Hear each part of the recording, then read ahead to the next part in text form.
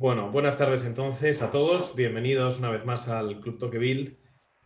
Iba a decir que este es un evento, como habéis visto, que es exclusivo para socios, pero viendo la lista de los que estáis ya conectados, veo algunos que no sois socios. Voy a pedirle a Albert Gibernau que desde ahora ponga en el chat el link de la página para hacerse socio. No es obligatorio, pero es necesario para que el club pueda seguir haciendo estos y otros muchos eventos, contar con vuestro compromiso, que también incluye una pequeña cuota, pero sobre todo el compromiso de apoyar con vuestra decisión de asociaros al club la continuidad de este. Damos esta tarde la bienvenida a este coloquio sobre las elecciones americanas. Lo primero que quería aclarar, porque varios amigos a los que les he informado esto me lo han preguntado, es que esto no es un debate entre Trump y Biden, sino es una conversación entre Rafa Rubio y Jorge Soleil. Buenas tardes a los dos. Buenas tardes. Jorge ya lo conocéis muchos porque estuvo junto con Enrique García Máiquez en el cierre del seminario de pensamiento político del curso pasado, que cerramos con un homenaje a Roger Scruton. Él es empresario, analista político y casi diría activista cultural. No sé, ya hice la broma entonces de que es un poco Batman, ¿no? Aunque ahora le veis en su atuendo de Bruce Wayne, él en realidad infunda el neopreno y da distintas batallas. Y Rafa Rubio, que es profesor de Derecho Constitucional en la Universidad Complutense, pues también muchos lo conoceréis porque es uno de los grandes expertos en comunicación política en España y ha hecho alguna campaña en Estados Unidos, con lo cual, bueno, desde entonces mantiene un seguimiento muy cercano de toda la política americana. Y pienso que son dos ponentes de lujo para poder hablar, bueno, sin las constricciones habituales del espacio público español, donde todo lo americano se lee en clave local y poder centrarnos en lo que sabemos sobre Estados Unidos, etc. Así quería hacer un par de incisos. El primero es que como sois todos o casi todos socios del Club Tocqueville, pues damos por supuesto un cierto nivel que todos los socios tenéis, que es que conocéis el sistema político americano, al menos en sus aspectos básicos. No vamos a usar esta sesión para explicar cosas como muy básicas. Y también, por el conocimiento de la actualidad, conocéis a los principales protagonistas de las noticias de estos días, ¿no? De modo que podamos ir a cuestiones pues, un poco más de fondo o con un poco más de detalle. Segunda cosa es, respecto de vuestra participación durante la sesión, podéis ir formulando preguntas que yo iré leyendo, intentando compendiar del modo más eficaz posible para los dos ponentes a través del chat. Veréis que hay dos chats, Q&A, preguntas y respuestas, y chat. Yo os pediría que lo hicierais en el chat, lo que pone chat en sentido estricto, y así encuentro todas una detrás de otra seguidas. Y dicho esto, solo quería empezar la sesión y para generar un poquito de incertidumbre sobre el resultado, aunque a estas alturas se da bastante por supuesto que podría ganar Biden, pero en fin, esto os lo dejaré a vosotros. Solamente quiero aportar un dato anecdótico, pero quizás relevante, y es que en las casas de apuestas durante los últimos días Donald Trump va en alza en sus expectativas de ganar las elecciones, aunque al menos hasta ayer no pasaba del 40%. Pero, en fin, más de lo que le dan los editorialistas de algunos periódicos. Bienvenido, Rafa y Jorge. Yo quería, la primera pregunta para vosotros es, ¿qué va a pasar? Y, sobre todo, más que qué va a pasar, ¿cuáles son los factores decisivos a estas alturas de la campaña y de la presidencia de Trump para que definirán el resultado de las elecciones? Rafa, no sé si tú puedes... Sí, aunque concuerdo con Ricardo en que hay una parte que damos por sabida, por decirlo de alguna manera. O sea, yo creo que por poner en contexto la elección, es bueno decir, y probablemente todos lo sepáis, que la norma, entre comillas, no escrita en Estados Unidos es que el presidente sale reelegido, ¿no? Para que os hagáis una idea, en los últimos 100 años solo 4 presidentes no han sido reelegidos. El último, George Bush padre, en el año 92. Pero Habitualmente los presidentes de Estados Unidos suelen jugar con ventaja, aunque en la situación en la que estamos ahora mismo, pues eso no lo vemos, ¿no? Y creo que el elemento básico por el cual esa ventaja no se ve es que Trump lleva pues casi 2 años con un público muy fiel, pero que en principio, salvo sorpresas, gira en torno al 43-42% en función de cómo han ido avanzando las encuestas, ¿no? Si a eso le sumamos, por lo que vamos a ver ahora, que el sistema electoral norteamericano es un sistema en el que cada estado establece las normas y es bastante complejo de seguir y, por tanto, no nos sirven normalmente las encuestas globales, estas que están dando a Biden ventaja de 10 dígitos, o sea, de 2 dígitos, perdón, es lo que hace que sea complicado saber qué va a pasar. En mi opinión, lo de los factores decisivos es un poco relativo. ¿En qué sentido? En el sentido de que, en general, la cosa está bastante hecha. No sabemos en qué sentido, pero está bastante hecha. O sea, a estas alturas de la película hay 30 millones de norteamericanos que ya han votado, en una media habitual de participación que está en torno al 105, 110 millones, en algún momento ha llegado a 120 millones, pero que estamos hablando de que un 25% de los que tienen que votar ya han votado, ya sea por el voto adelantado, ya sea por correo, ¿no? Y en general, en las campañas norteamericanas, o sea, en las campañas presidenciales norteamericanas, los últimos 15 días de campaña no suelen ser muy relevantes. Es cierto que en la campaña del 16 y Trump, la publicación de la famosa carta de Comey parece que hizo cambiar al menos las encuestas casi un 3% y le dio a Trump el empujón definitivo.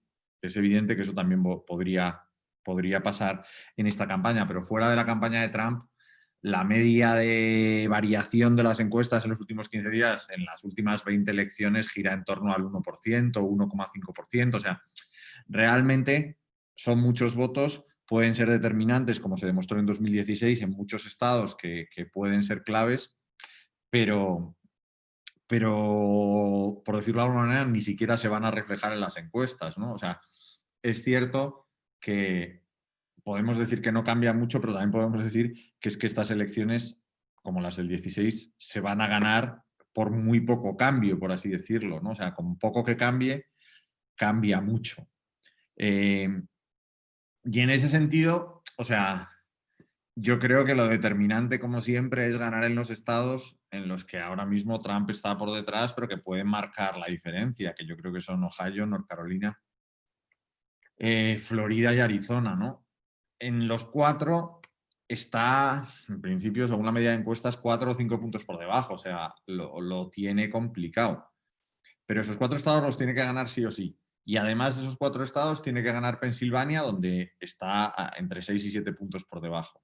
A partir de ahí, todo es un mundo de posibilidades de sitios en los que está a más de 7 puntos. Pero la situación ahora mismo yo creo que está difícil para Trump según las encuestas. Es verdad que hay otros métodos de medir y hay otras fórmulas para tratar de calibrar posibilidades que tiene Trump de ser reelegido, y en eso pues caben las apuestas, como decía Ricardo, o caben estos señores que aparecen siempre en las elecciones americanas, que tienen metodologías específicas y que siempre han acertado quién iba a ganar las elecciones hasta que un día fallan. Pero bueno. Y en ese sentido, y ya me callo, yo creo que como en cualquier elección, la clave es la movilización y la desmovilización. Esto puede parecer muy obvio, pero quizá merece la pena explicarlo porque los 4 candidatos en esta campaña son candidatos en estos términos cruzados, ¿no? O sea, Trump, en mi opinión, Biden es muy buen candidato en términos electorales porque es un candidato que no moviliza al contrario y que, por así decirlo, no necesita movilizar al propio porque porque en el fondo tiene a Trump como gran elemento movilizador. El rechazo a Trump es el que, en mi opinión, va a funcionar como gran catalizador del voto de los demócratas. Y eso al menos Biden no lo genera en el votante republicano de manera natural, porque tiene un perfil distinto del que tenía Hillary Clinton, por su historia, por su forma de ser, por su perfil. ¿Quién puede generar ese proceso? Pero que siempre es distinto, pues básicamente Kamala Harris, ¿no? O sea, Kamala Harris sí que tiene un perfil, es muchísimo menos conocida y por eso quizá tampoco genere una movilización excesiva en los republicanos, pero tiene un perfil perfecto para movilizar al votante republicano en términos cruzados. Y desde el punto de vista de la desmovilización, que sería el segundo elemento, o sea, igual que los conflictos en las primarias y el propio perfil de Hillary, demasiado conservador, entre comillas, para el votante demócrata más a la izquierda, generó que muchos se quedaran en su casa en el 2016.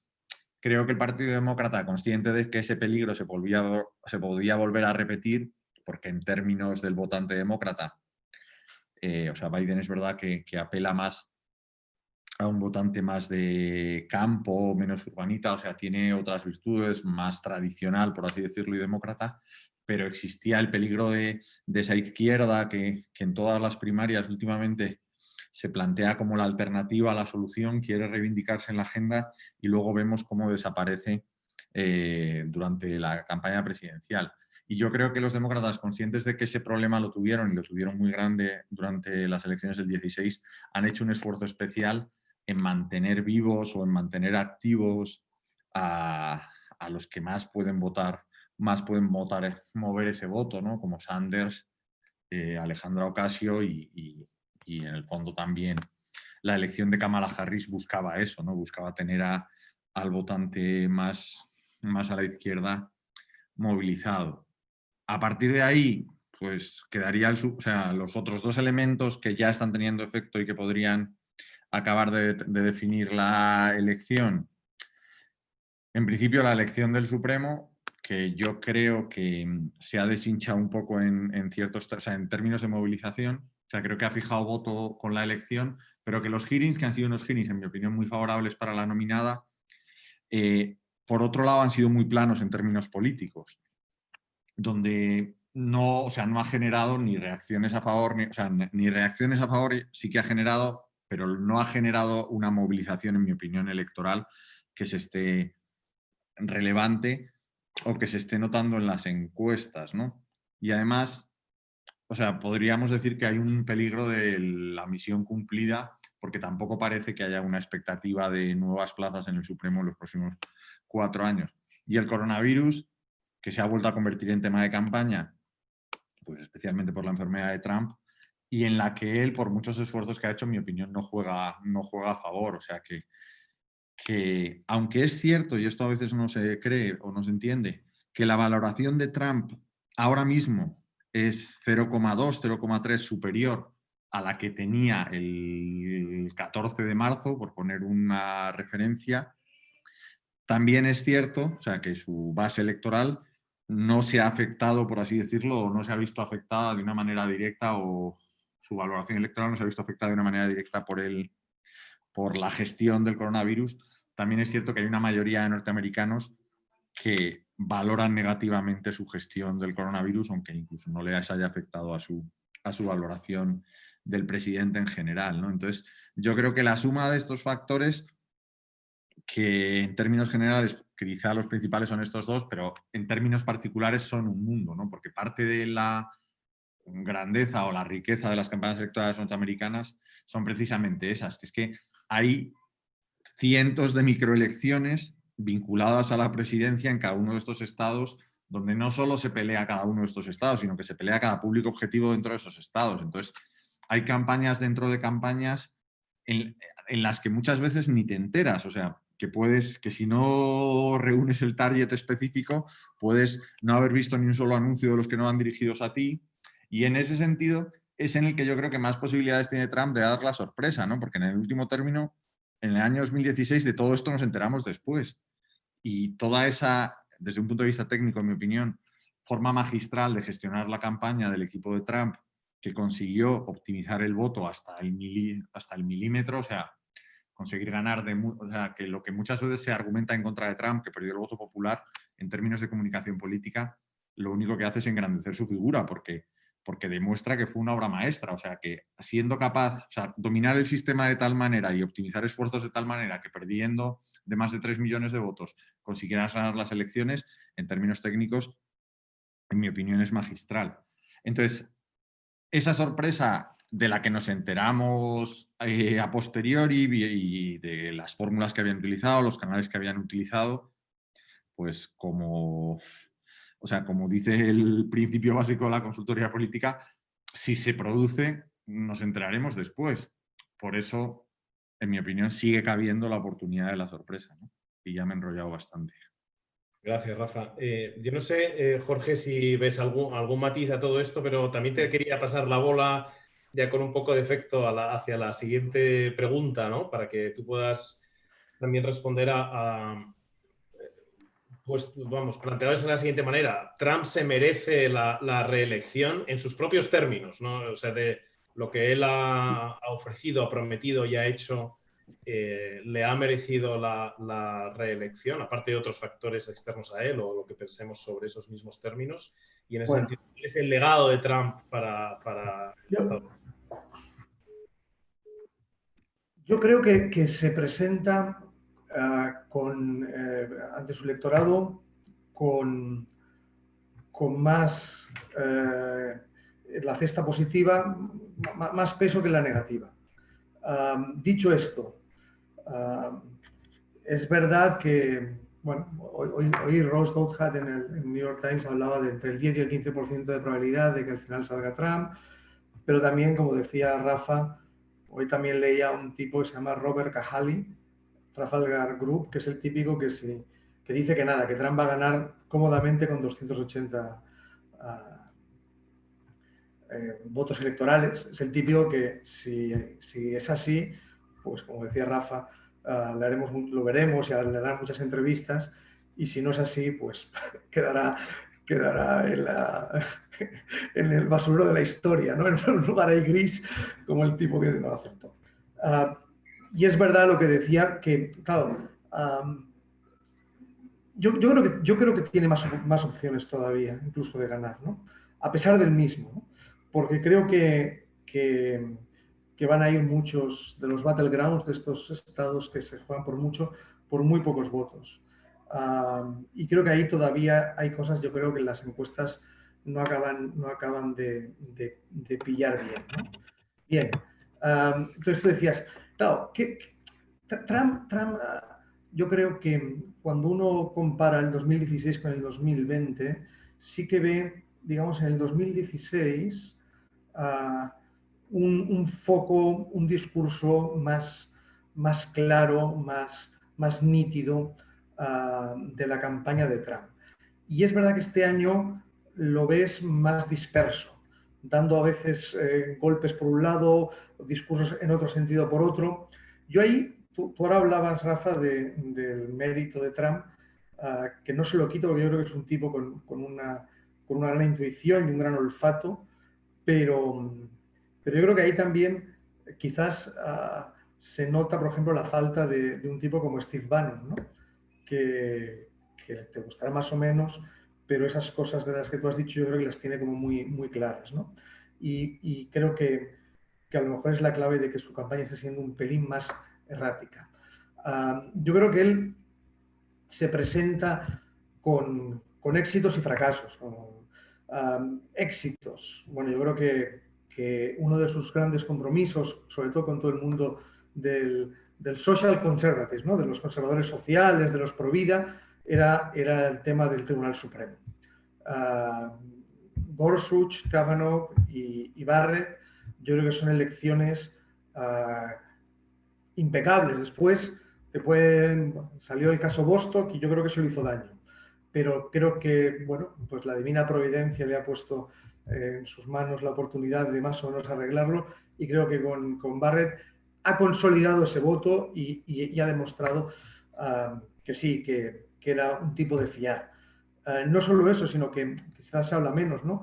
Pero y ahí también hay que reconocerle también la labor a McConnell, ¿no? al líder de los republicanos en el Senado, ha nombrado a más de 200 jueces para tribunales inferiores y son todos, digamos, para un originalista, un textualista, son todos impecables, ¿no? Yo creo que el primer punto que se puede presentar con un buen balance. Segundo, política exterior. Yo creo que también, ¿no? Que ahí él, digamos, puede sacar pecho porque, bueno, pues no ha entrado en ninguna guerra, al contrario, ha traído a soldados norteamericanos de vuelta, ha tenido este último éxito de algo impensable, de conseguir que Israel, Emiratos Árabes Unidos y Bahrein pudiesen pues, tener unos acuerdos diplomáticos, ha controlado Irán. Yo creo que digamos, el resultado es perfectamente presentable, ¿no? Después tienes el gran asunto de China, ¿no? Ha iniciado lo que se llaman ya la guerra fría con China, ¿eh? Estamos en una guerra fría con China y yo creo que eso además era inevitable, tenía que pasar, había que hacerlo y yo creo que además eso va a quedar. No creo que incluso si él pierde, como parece que es probable, creo que va a ser, digamos, una administración demócrata no va a variar mucho eso. Recuperación económica era otro de sus puntos. Yo creo que se presentaba con unos muy buenos resultados económicos.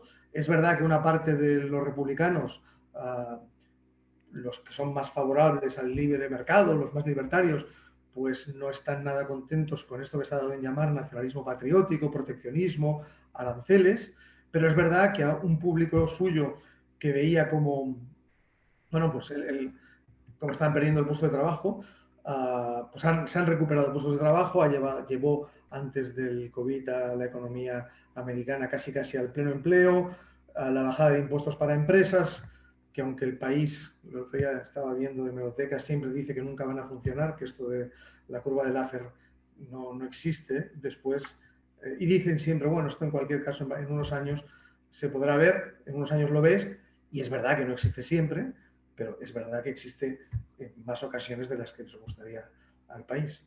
Y parece que ha funcionado. La regla esta que impuso de eliminar 2 regulaciones por cada regulación nueva que se imponía, yo creo que también ha sido muy saludable. Y yo creo que económicamente era una de sus grandes bazas y también se presentaba con un buen balance. ¿Dónde ha fracasado, no? Yo creo que ha fracasado claramente pues, todo el tema aquel del famoso muro, no ha sido capaz de levantarlo, de erigirlo, ni de bueno, pues creo que el flujo inmigratorio no lo ha conseguido controlar como él quería. Creo que también había una de las declaraciones, también revisando hemerotecas, ya sabéis que es muy peligroso, donde Trump decía que después de 4 años el 90% de los negros le votarían, porque lo habría hecho también, esto lo decía en el 2016. Bueno, es evidente que no es así, ¿no? Entonces, la otra cuestión que era superar, digamos, la polarización de la sociedad norteamericana, pues no solo no la ha superado, sino que la ha exacerbado. Lo estamos viendo este año, ¿no? Con todo, eso no creo que sea un aspecto que al votante de Trump le preocupe mucho. Claro, yo creo que su plan era presentarse con esta idea de presentarse como el garante de la recuperación económica y vino la pandemia. Vino la pandemia y yo creo que eso le ha dejado fuera del lugar, le ha descolocado y sobre todo le ha costado, cuando uno ve las encuestas y vas al detalle, sobre todo la gente mayor, ¿no? La gente, bueno, mayor, que claro, en estas encuestas ya ponen más de 45, ¿no? Los de más de 45, entre los cuales me incluyo, pues parece ser que estamos muy preocupados con el tema de la pandemia y evidentemente su apuesta, que podría haber sido otra, porque él podría haberse erigido en el defensor de la nación y de la salud de todo el mundo, pero digamos ahí, pues por intuición, por lo que fuese, adoptó un papel mucho más libertario. Es decir, esto fuera todo, aquí la libertad de cada uno, hacemos lo que y lo que nos da la gana. Y yo creo que eso entre un votante mayor de más de 45 años le ha pasado factura. Él también, claro, él es muy bueno capitalizando, lo demostró, el enfado, la rabia, la gente que ha quedado fuera, digamos, de la prosperidad, fuera del sistema y que quiere pegar un golpe en la mesa y decir, no, aquí estoy yo, ¿no? La indignación, la rabia, lo capitaliza muy bien. Pero eso yo creo que en estas elecciones es inferior, al menos en su campo, ¿no? Es inferior porque aquella gente que hace 4 años estaba muy mal, pues la verdad es que están mejor, están mejor. Y incluso dicen, bueno, pues después de esta recuperación, que haya una cierta estabilidad, que recuperemos un poco de paz civil, pues hay muchos que no les puede no parecer tan mal, con lo cual en su éxito también hay un riesgo de acomodar, de desmovilizar a tu base más, bueno, digamos, más indignada, más enfadada. Yo creo que eso, digamos, van a ser algunas de las claves. Muchas gracias, Jorge. Rafa, antes has dicho que Biden es un candidato que con este perfil moderado ni asusta, al contrario, y por otro lado los suyos ya están suficientemente movilizados con Trump. Sin embargo, pues en el mundo conservador, desde luego americano, preocupa mucho, o al menos se habla mucho de esta radicalización ideológica del Partido Republicano en multitud de temas, pero quizá de modo más reciente lo hemos visto con todo el movimiento de Black Lives Matter, pues a veces incluso la connivencia con fenómenos de violencia organizada, etcétera, que quizá asustaban un poco y que seguro que prudentemente han sabido controlar en las últimas semanas antes de las elecciones para que no sean el tema, ¿no? Que Trump llevaba también como uno de los grandes temas, law and order, ¿no? Ley y orden, y en estas últimas semanas no ha hecho mucha falta porque no había gente quemando contenedores como hace unos meses, ¿no? Pero ¿cómo ves tú, tanto si gana Biden como parece probable, como en el caso de que no ganara, la influencia, o sea, la tendencia ideológica del Partido Demócrata, ¿no? Más allá de la gestión más o menos ortodoxa de la economía y de las relaciones internacionales, etcétera, que se puede esperar de un Biden, ¿en qué aspectos podría apretar el acelerador o al revés, frente a lo que estoy diciendo? En realidad es realmente mucho más moderado de lo que parece. O sea, yo creo que son dos mundos, por así decirlo, ¿no? O sea, que Biden ahora mismo no es el más representativo del Partido Demócrata, pero sin duda probablemente sea el mejor candidato o el que más posibilidades tenía de ganar una elección.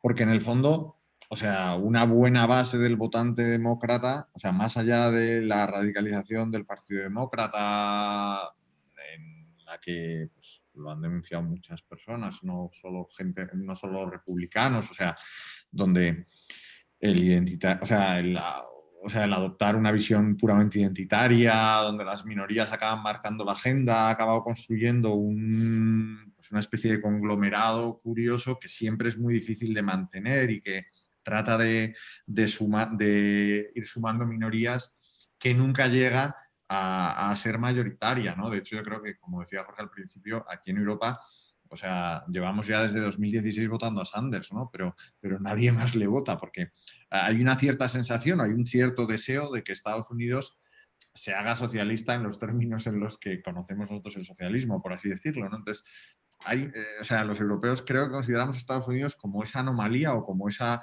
frontera que nos falta por atravesar y no podemos entender que, creo que no es populismo decir que el pueblo norteamericano es que está fundado en unos valores y en una cultura donde creo que a día de hoy sigue estando años luz del socialismo. Por eso, aunque se nos ha dicho en las primarias, tanto en el 16 como en el 20, que los candidatos más a la izquierda no habían conseguido ganar las elecciones, pero primero nos decían que la próxima iba a ser la suya y después que iban a determinar o a condicionar de una manera determinante la agenda, porque tal y como habían puesto al Partido Demócrata era imposible correr con una agenda distinta. Creo que la realidad, a día de hoy al menos, es muy distinta. O sea, Biden no ha abrazado la agenda de ninguno, o sea, de ninguno de estos candidatos, al menos en sus puntos esenciales, ¿no? El problema, en mi opinión, es básicamente ese, es quién va a gobernar, ¿no? O sea, porque en el fondo yo estaba mirando antes los datos y es que Biden es senador antes de que yo naciera. Y teniendo en cuenta que tengo 47 años, empieza a ser mucho tiempo, ¿no? O sea, Biden es senador desde el año 73. Entonces, ¿qué quiero decir con esto? Que aunque es verdad que en campaña se abusa de la imagen y que se ha vendido en ciertos ambientes republicanos, se ha trasladado una imagen de Biden como un señor gaga, y que es verdad que hay algunas escenas que podrían indicarlo, pero la gran incógnita realmente es en qué condiciones está Biden. No sé si en qué condiciones físicas o médicas o psicológicas, sino en qué condiciones de ímpetu, de ganas de dar la batalla, por decirlo de alguna manera, o ganas de crear su legado.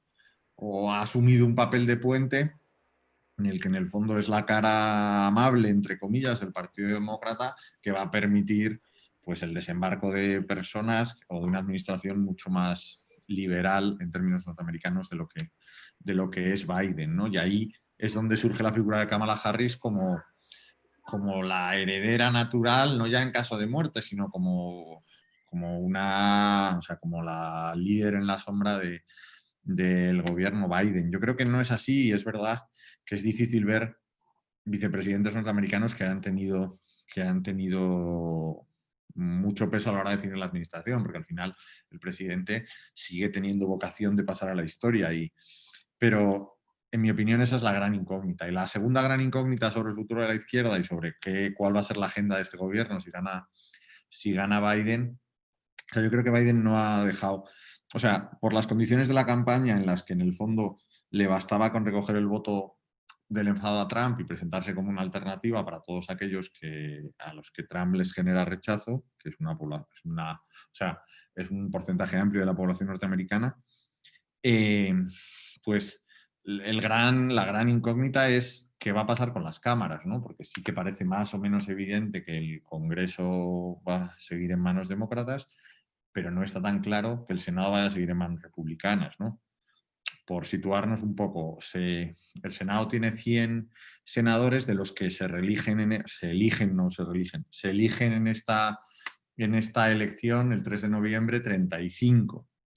Pero ahora mismo la mayoría del Partido Republicano es, entre comillas, endeble, tiene 54 frente a 46, y entonces con que 5 escaños cambien de sitio, los demócratas podrían pasar a tener mayoría en el Senado, aunque siempre, salvo catástrofe o salvo sorpresa, va a ser una mayoría limitada, por decirlo de alguna manera, y eso los sistemas de contrapesos norteamericanos, pues con una mayoría en el Senado pequeña hay ciertas cosas que no puedes hacer, pero hay un porcentaje amplio de posibilidades que el Senado también pase a manos demócratas. Entonces, un gobierno demócrata con un Congreso demócrata y con un Senado demócrata puede arrastrar al presidente o puede arrastrar a este término, por así decirlo, estos 4 años hacia una agenda más liberal, por decirlo de alguna manera, de la que en principio debería ser la agenda natural, en mi opinión, de Joe Biden, ¿no?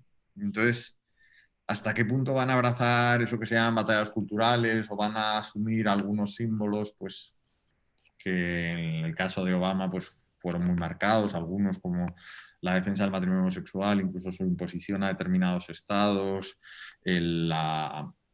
o sea, convertir la ideología o el pensamiento LGTB en un elemento básico de su política exterior, que convirtieron en prioritario y extendieron por todo el mundo de una manera pública y notoria y anunciándolo. O sea, no, pero que había una agenda clara que en mi opinión ahora mismo no existe y que en gran medida va a depender eso del estado de ánimo de Biden y del peso, o sea, del mensaje, entre comillas, que las urnas manden a través del resultado de Biden y sobre todo a través de cómo quede el control de ambas cámaras, ¿no? En función de cuál sea ese resultado, veremos. Perdón. Fíjate, Rafa, yo creo, bueno, creo que sí que Biden es verdad que es, digamos, más moderado de lo que es su partido, de lo que es su plataforma, y también es verdad lo que has dicho, de que estas elecciones son un plebiscito sobre Trump. Trump lo concentra todo, el foco, los a favor, en contra, es él. Con todo, yo creo que una previsible administración Biden sí que va, me parece, a apostar por una serie de gestos de batallas culturales como ya hiciera Obama. No tanto, por ejemplo, yo creo que en el plano económico se va a parecer bastante a algunas de las cosas de proteccionismo que podría tener una administración Trump, ¿no?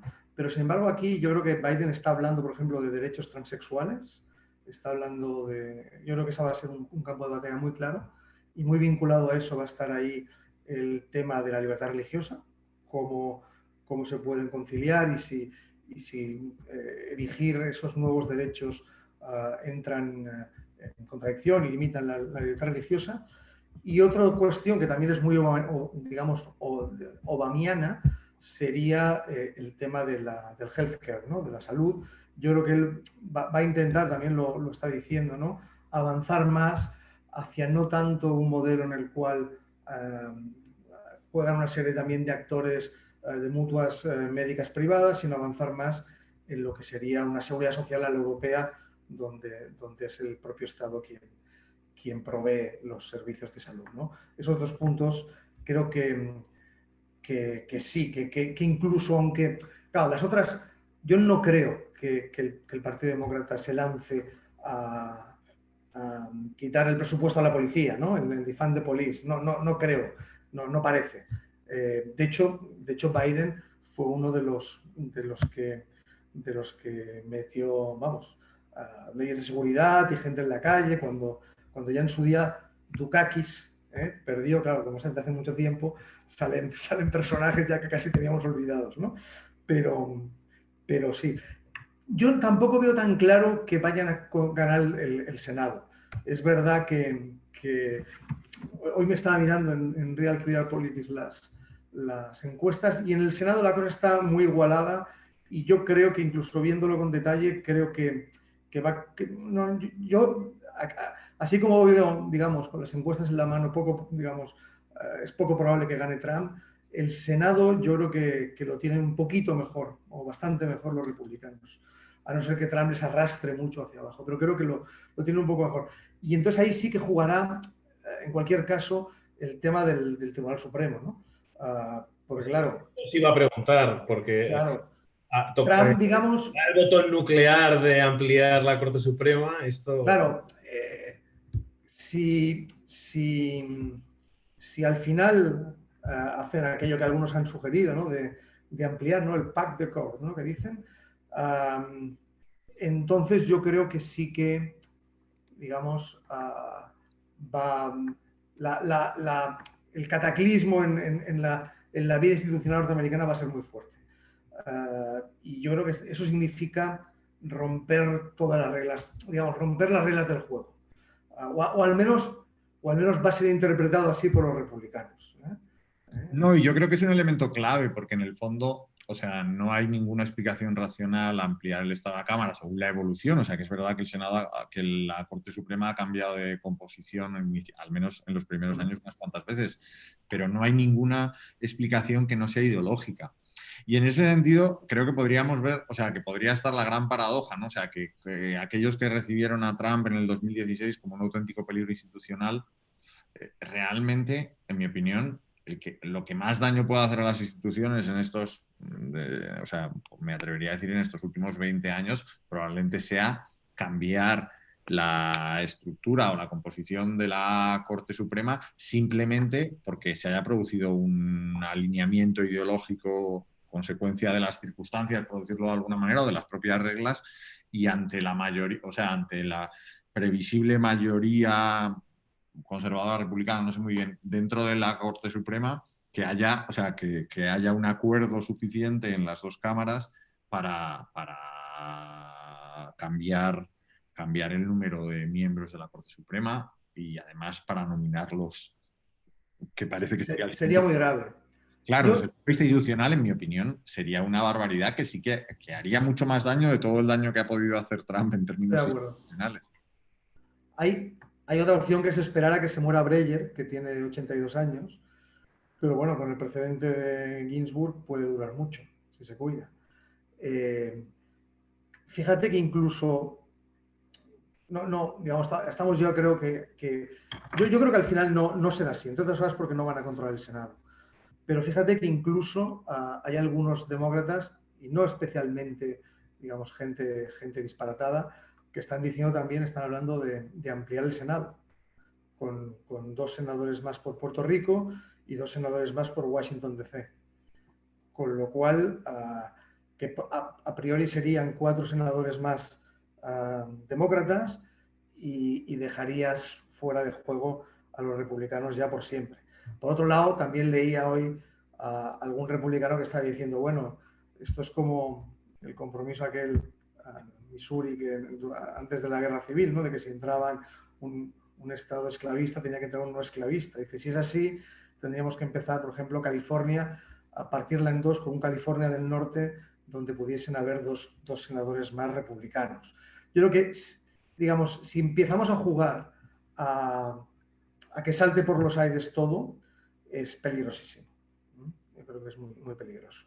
Y yo creo que no va a suceder, pero sí creo que la apuesta está por los derechos transexuales, por la seguridad social europea y por, digamos, amenazas a la libertad religiosa que probablemente los conservadores confían en que eso pueda ser la barrera, digamos, el límite pueda estar en el Tribunal Supremo. ¿Cómo veis, sobre todo, Jorge, te quería preguntar a ti, ¿no? En la evolución de los republicanos hemos visto un poco la posible evolución de los demócratas en el caso de ganar, sobre todo, ¿no? Pero en el caso de que pierda, sobre todo en el caso de que pierda Trump, ¿qué hay del Partido Republicano después de Trump? Porque Trump ha sido muy disruptivo, no solamente para el país en general, sino de modo muy concreto para su propio partido. La alineación, la alianza de intereses y de visiones políticas que hay detrás de Trump es muy distinta de la republicana tradicional, aunque luego pues, sus cuadros de mandos y muchas de sus políticas, evidentemente, pues no pueden dejar de responder a esa tradición republicana, ¿no? Y en concreto, una de las preguntas que hay en el chat que habla que pregunta por el voto hispano, me parece que también es parte de esta posible ecuación de cuál es el futuro de un republicanismo. Trump, quizá más capaz de atraer ese voto afroamericano, hispano, de mujeres, etcétera, que para el que Trump es un poco corrosivo, pero que en principio no tendría por qué ser tan adverso a un candidato con una agenda parecida a la de Trump. Pues sí. Mira, claro, ya cómo será el mundo republicano, el mundo conservador post-Trump, ya, digamos, porque además o será ya o será en 3 años, porque las elecciones tal, o sea, que digamos, y 3 años pasan volando, ¿no? Entonces yo creo que ya hay mucha gente, ¿no?, que se lo está planteando, ¿no? Yo creo que el mundo republicano, el mundo conservador no va a volver. O sea, Trump, que fue muy disruptivo, creo que algunos de los elementos que lo caracterizan van a permanecer, otros no. Pero no se va a volver a la vieja coalición fusionista, ¿no? Porque el mundo ha cambiado, porque la globalización ha cambiado, lo ha cambiado todo, porque aquellos anticomunistas de la Guerra Fría ya no existen. O sea, el fusionismo aquel que nos quedamos en la época de Reagan, eso, digamos, pues el país ha cambiado, el mundo ha cambiado y creo que no va a volver. Creo que el mundo neoconservador no va a volver, digamos, los neocon no van a volver con los republicanos. Yo creo que porque en todas las horas yo creo que los republicanos van a asumir, digamos, la doctrina Trump de que Estados Unidos ya no es el líder indiscutible que puede hacer un esfuerzo brutal para ser el sheriff del mundo. Eso yo creo que es realista pensar que ya no puede ser así, y eso los neocon yo creo que se van a encontrar más cómodos, de hecho ya lo están, con una administración demócrata. Yo creo que la gran aportación de Trump fue recuperar o movilizar el voto de los deplorables, ¿no? Muy basado en ese cierto proteccionismo, neoproteccionismo económico. Y yo creo que el mundo republicano no va a volver a unas políticas de libre mercado absoluto, porque yo creo que también la realidad, bueno, pues ha desacreditado un poco eso, ¿no? Otra cosa es las causas, ¿no? Pero el discurso que había en el Partido Republicano de que si en una globalización sin fronteras, sin aranceles, todos salimos ganando y al final hay prosperidad para repartir entre todos, eso yo creo que se ha visto que no es así. No es así, bueno, pues por lo que sea, ¿no? Algunos dicen que no es así porque, claro, tú te abres, pero después los chinos hacen trampas. Entonces, claro, estás jugando un juego amañado donde tú siempre pierdes, porque los chinos manipulan su divisa, porque copian, porque hacen mil trampas, ¿no?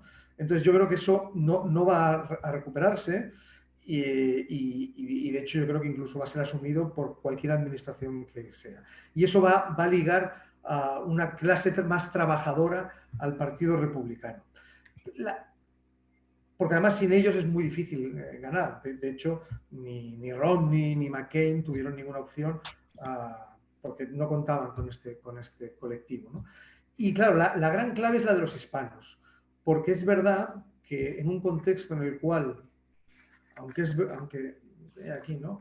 Aunque todavía los blancos son la población mayoritaria, veía que en el 2018 los blancos son el 67% todavía, pero los hispanos, que en el 2000 eran el 7%, en el 2010 el 10% y en el 2018 ya eran el 13%, ¿no? Habían crecido en estas 2 décadas un 40%.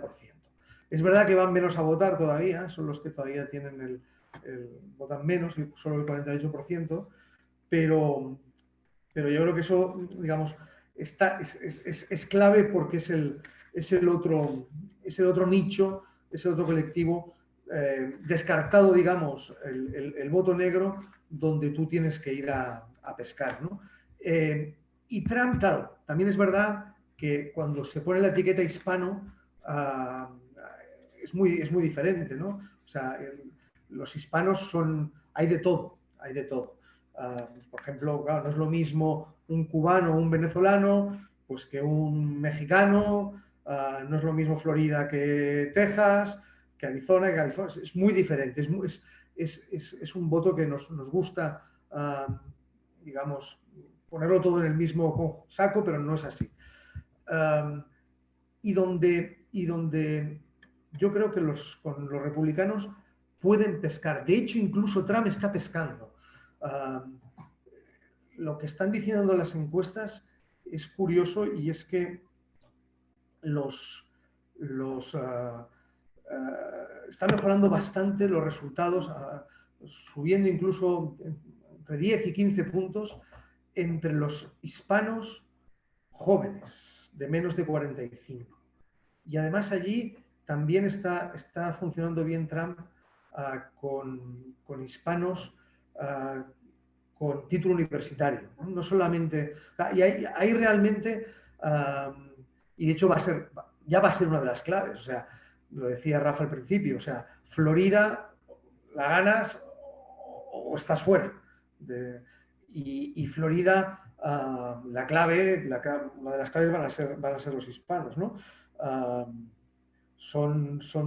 Si en el 2016 habían 2 millones de votantes latinos registrados en Florida, ahora hay 2,4 millones. Entonces, está claro que ese es un elemento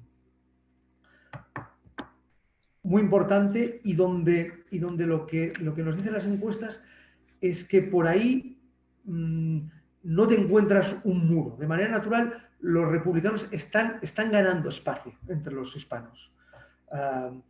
Posiblemente con Trump esa ganancia de espacio tiene sus límites. Y un partido republicano sin Trump, digamos, que probablemente deje atrás algunos de los aspectos más chirriantes del personaje, que pueden causar mucho rechazo, creo que tendría que basarse seguramente en penetrar fuerte en voto hispano y en consolidar voto blanco deplorable, que decía Hillary. O sea, yo creo que hay un punto clave de lo que dice Jorge, que es que tratamos, o sea, me imagino que es algo natural, identificamos hispanos con inmigración. Y el votante hispano norteamericano es todo menos inmigrante. Y de hecho, la inmigración, pues salvo los excesos de Trump, no es un elemento esencial a la hora de que los hispanos decidan su voto. Y yo creo que ahí es donde a veces nos podemos confundir entre comillas, ¿no? Porque los hispanos en general, pero especialmente los hispanos de segunda generación o a partir de la segunda generación, que son la inmensa mayoría, votan en función de los elementos básicos, o sea, de la educación, de la sanidad, de los servicios básicos o del marco básico que le ofrecen los candidatos. Y también en un plano, o sea, en cierto plano, en función de los valores que representa cada uno, ¿no?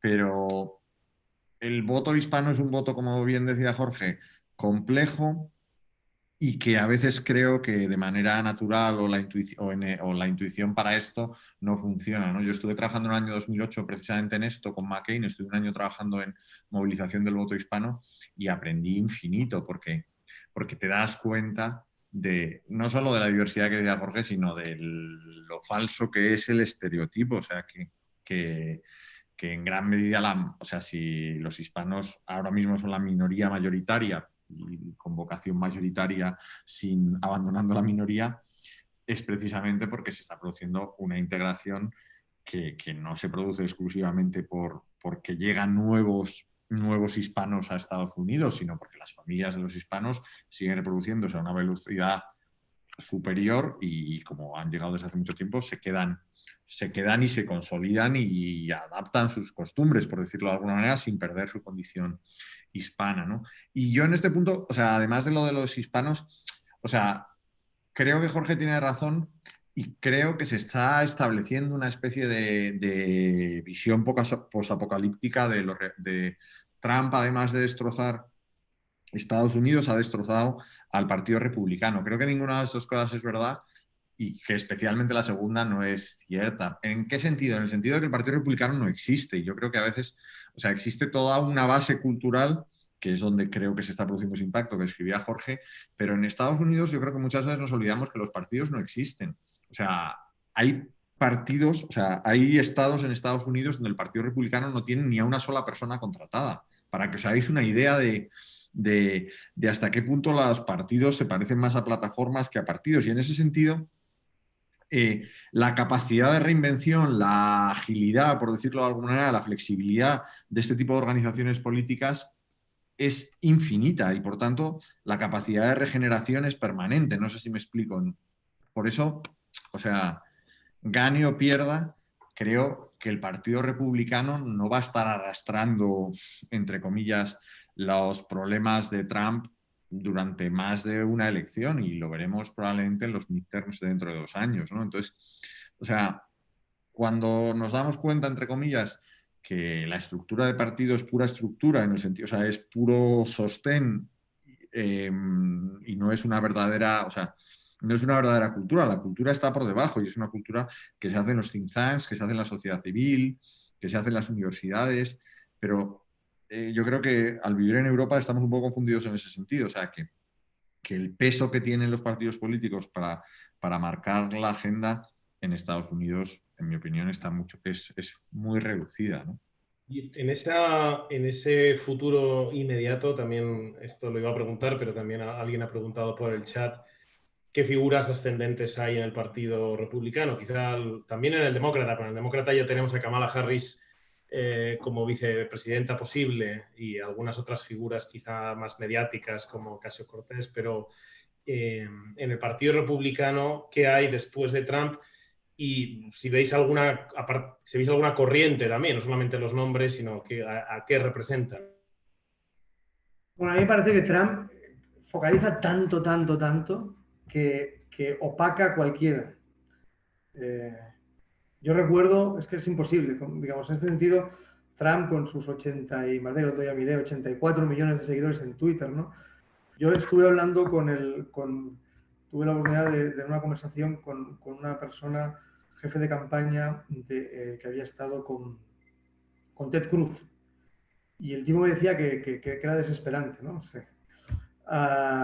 Porque ellos, digamos, tú puedes planificar lo que quieras, lo que vas a hacer mañana, pasado, y da igual, porque por la mañana te levantas, Trump ha hecho un tweet un cuarto de hora antes y ya todo el foco se ha ido para allá. O sea, lo domina tanto y todos van para allá que vas siempre corriendo detrás de él. Nunca puedes, ¿no?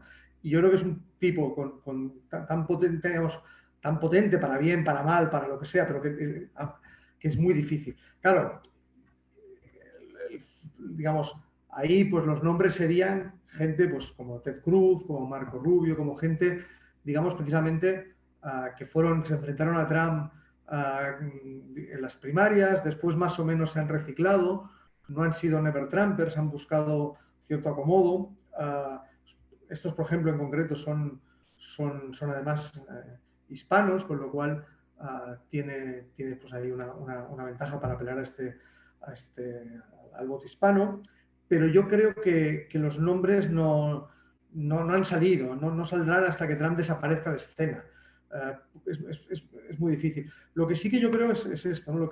Corrientes, yo sí que creo que una cierta, digamos, corriente, yo creo que la de la corriente aislacionista en política exterior, la corriente de Pat Buchanan, ¿no? Los herederos de Pat Buchanan, la corriente también de una protección, de proteccionismo económico, eso yo creo que va a tener ahí fuerza dentro del Partido Republicano.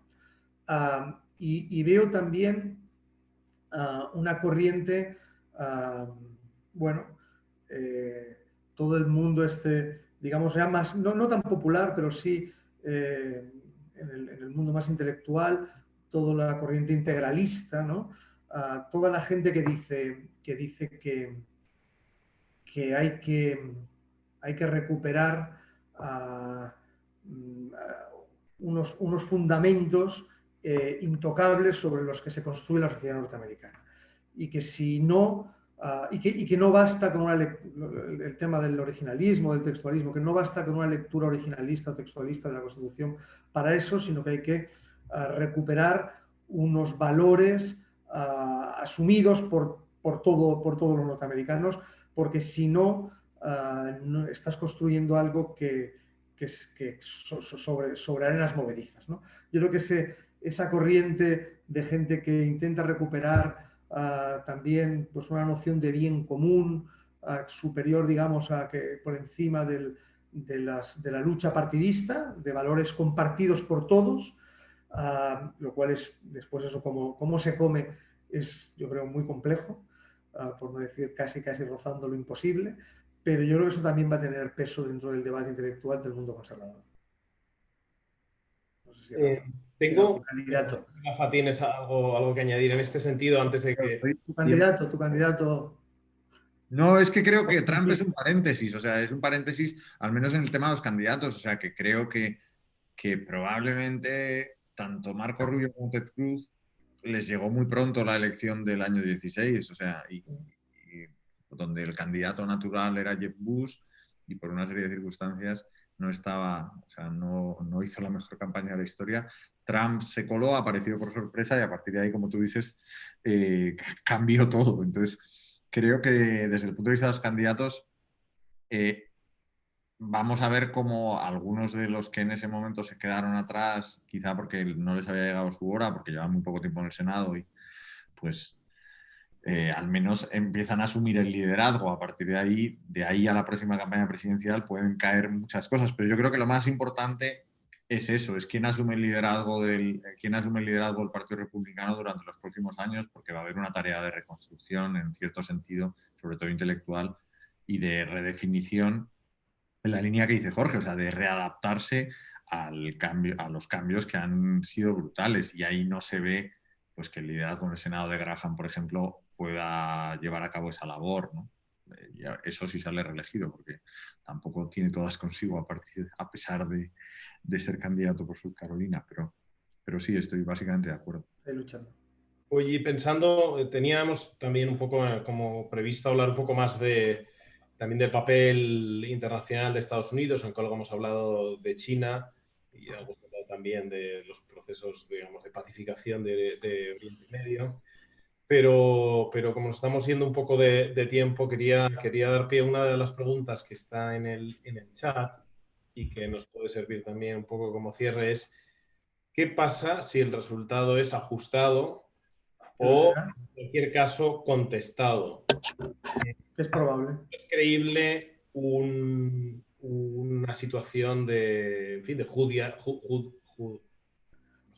Judicialización, gracias, del resultado? Esto ya ha pasado en el pasado, tampoco sin grandes trastornos quizá, pero hasta qué punto podría añadir una tensión excesiva. Quizás ponernos un poco culeros y hipotéticos, pero en fin, ¿cómo veis el escenario en cualquier caso de una transición de una administración Trump a una administración Biden? ¿Veremos un ejemplar traslado de poderes en una democracia asentada con una fuerte cultura política, o viene una sacudida, un terremoto de no aceptación por parte de unos o de otros de las instituciones, los procedimientos y, por supuesto, de las personas en el poder? O sea, yo creo que hay suficientes garantías para que eso no pase. O sea, que más allá de que la situación va a ser ajustada, yo creo, y que puede ser controvertida, la capacidad de... O sea, en primer lugar, creo que la decisión de la Corte Suprema, o sea, va a ser fundamentalmente independiente. O sea, que ha habido, pues en los propios hearings le preguntaron a Barrett si se abstendría, cosa que afectaría, entiendo, también a los otros dos, y creo que no tiene ningún sentido, pero o sea, yo no tengo dudas que la Corte Suprema resolverá en justicia, por decirlo de alguna manera, que sería el primer paso. Y a partir de ahí, lo que sí que estoy absolutamente seguro es que la administración norteamericana es mucho más que Trump. No sé si me explico. O sea, Trump no tiene capacidad de arrastrar al ejército norteamericano ni de arrastrar... Por eso, ni a su propia administración. Por tanto, creo que se está creando una especie de monstruo de generar un miedo que en el fondo donde puede acabar afectándose en la sociedad. Y a mí no me extrañaría que a lo mejor viéramos algunos enfrentamientos, por decirlo de alguna manera, como consecuencia del ambiente que se está creando, en mi opinión, para influir de forma determinante en las elecciones, o sea, para tratar de favorecer la movilización, en mi opinión, sobre todo demócrata, en los últimos días, ¿no? Pero sinceramente yo no veo ningún peligro, y quizá todo lo que digo el día 4 de noviembre me lo tenga que tragar, pero yo no veo un peligro real institucional en la transición, como creo que no hemos visto peligros institucionales reales en los 4 años de mandato de Trump. Yo estoy completamente de acuerdo contigo, Rafa. No, digamos, la Corte Suprema va a actuar con imparcialidad y después Trump y su administración van a hacer si es el caso, van a hacer un traspaso, digamos, ejemplar. Lo que sí que creo es que va a haber resultados muy ajustados. Va a haber fraude. Hay fraude porque es que además cuando esto sí que también llama la atención, ¿no? Cuando uno ve cómo funciona el voto por correo nosotros en España y cómo funciona en Estados Unidos y las cantidades y cómo se maneja y los que pueden recoger el voto y terceras personas que pueden llevarlo en algunos estados y todo esto, es seguro que va a haber fraude. O sea, va a haber fraude.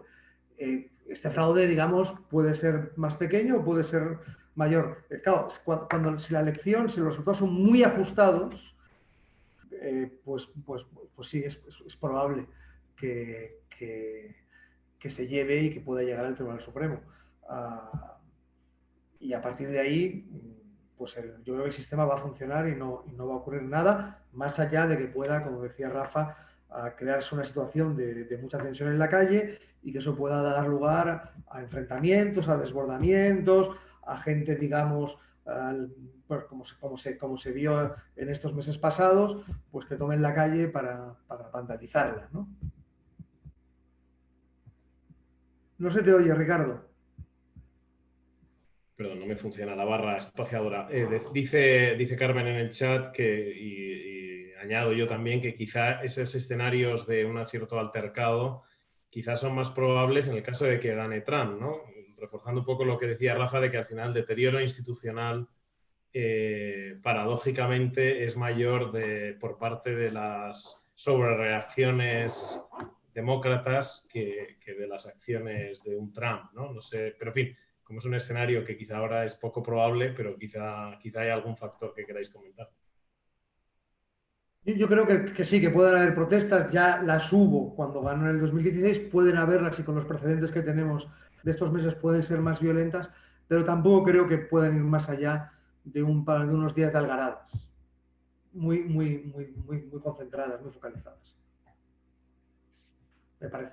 Sí, no, yo pienso lo mismo, o sea, que sinceramente creo que hay más peligro de movilización en la calle si gana Trump que si gana Biden, porque está absolutamente asumido la victoria de Biden y por tanto hay una parte de expectativas y de sorpresa que te llevaría o que llevaría a la sociedad que ya está sensibilizada a acusar, o sea, a concienciarse de que ha existido fraude y de ahí las reacciones pasan a ser imprevisibles, pero no creo que se convierta en un tema que se mantenga por el tiempo.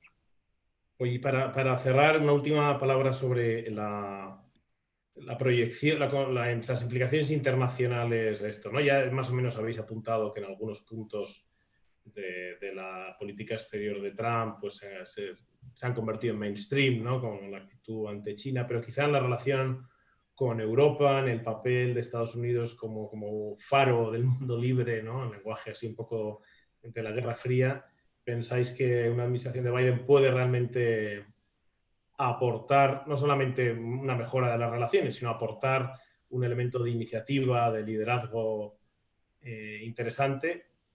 Rafa, quizá. Yo creo que no, porque creo que simbólicamente, o sea, que ya Obama renunció a ese papel de alguna manera, al menos inicialmente. Luego es verdad que entre el premio Nobel y algunas de las decisiones, eh, pero, pero creo que realmente, como dice Jorge, tiene más que ver con el cambio de los tiempos que con la orientación de la administración y probablemente, pues es verdad que Biden o la administración Biden, si gana Biden, probablemente sea menos espectacular en términos de dar la nota, por decirlo de alguna manera, pero no creo que cambie tanto, porque es verdad lo que dice Jorge desde el punto de vista filosófico, desde el punto de vista cultural, es verdad que Trump en política exterior ha preconizado una América más aislacionista, pero la realidad es que Trump tiene una agenda, o sea, tiene una hoja de méritos, por decirlo de alguna manera, en política exterior, o al menos de acciones en política exterior, ya algunos lo consideran méritos y otros no, bastante considerable. O sea,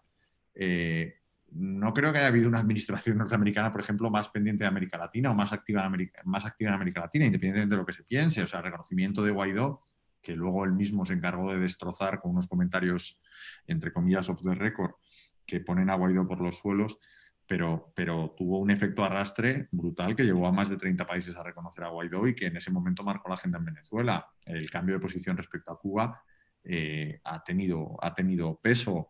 La posición de Estados Unidos en Bolivia, a pesar de los resultados del pasado domingo, pero ha sido muy activo en ese gobierno interino. O sea, creo que de una forma u otra, Trump en Middle East, o sea, es evidente y especialmente lo hemos visto en los últimos meses. Hoy mismo Sudán, el papel en la NATO, que en el fondo no ha sido un papel tan de quitarse de medio, sino decir, oiga, ustedes también tienen que sumar el hombro, y en el fondo le ha salido bien la jugada. O sea, tanto Alemania como Francia han aumentado la contribución a la OTAN en términos netos. O sea, creo que si empezamos a pensar en cosas que han pasado, la relación de Trump con el líder indio, que muchos atribuirán a su similitud de caracteres, pero las relaciones Estados Unidos-India yo creo que no han estado tan bien hace mucho tiempo. O sea, lo que quiero decir es que Estados Unidos, aunque no quiera, tiene un papel de liderazgo a nivel mundial, y ese papel de liderazgo probablemente, como decía Jorge, sea por desbordamiento, no sea por una voluntad explícita de ser el líder del mundo libre, como decías tú, Ricardo, pero creo que de una forma u otra su posicionamiento en el mundo es tal que acaba teniendo, incluso sin quererlo, en 4 años un papel que afecta de una forma brutal a la agenda internacional. Se me olvida Ucrania, pero creo que también es un elemento relevante de estos 2 últimos años, ¿no? Por tanto, a la hora de la verdad, más allá de la retórica, no creo que vaya a haber grandes cambios en la política exterior norteamericana. Quizá vemos más acercamientos a Irán, que quizá es donde más se ha visto la diferencia entre la política de Obama y la política de Trump. Cada uno le corresponderá juzgar cuál ha sido más exitosa, porque habría dudas, pero yo no, o sea, no creo que vaya a haber grandes cambios reales, efectivos.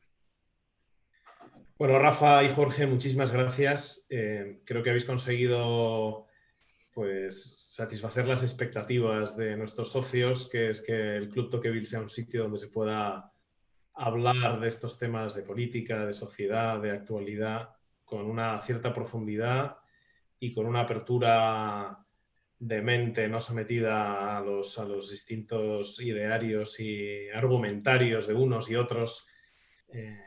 Y que esto es especialmente importante cuando hablamos de Estados Unidos o de temas que no son directamente de nuestro país, que vemos muchas veces mediados siempre por su reflejo nacional, y eso nos distorsiona mucho. Así que muchísimas gracias a todos los que no sois socios.